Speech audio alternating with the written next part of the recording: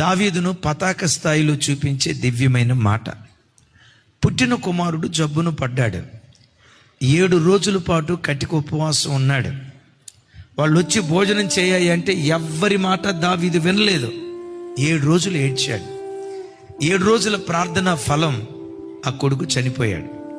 రాయబడిన మాట, అప్పుడు దావీదు లేచి స్నానము చేసి వేరు వస్త్రములు ధరించి తైలము రాసుకొని యెహోవా మందిరానికి వెళ్ళి దేవుని సన్నిధిలో మొక్కుతూ ఉన్నాడు.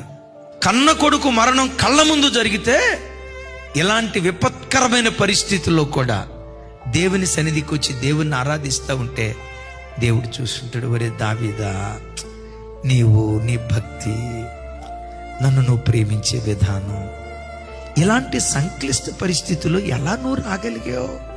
నా సన్నిధికి వచ్చి ఎలా నువ్వు స్తుతించగలుగుతున్నావు? ఎలా నా సన్నిధిలో బలిపీఠం కట్టగలుగుతున్నావు? ఎలా నా సన్నిధిలో నన్ను ఆరాధించగలుగుతున్నావు? ఈ సంక్లిష్ట పరిస్థితుల్లో ఎలా నువ్వు స్తుతించగలుగుతున్నావు? దావీదు ఆరాధన దేవుని మనసును మైమరిపించింది. Praise the lord. అన్నీ ఇచ్చినప్పుడు ఎవరైనా దేవుని స్తుతిస్తారండి.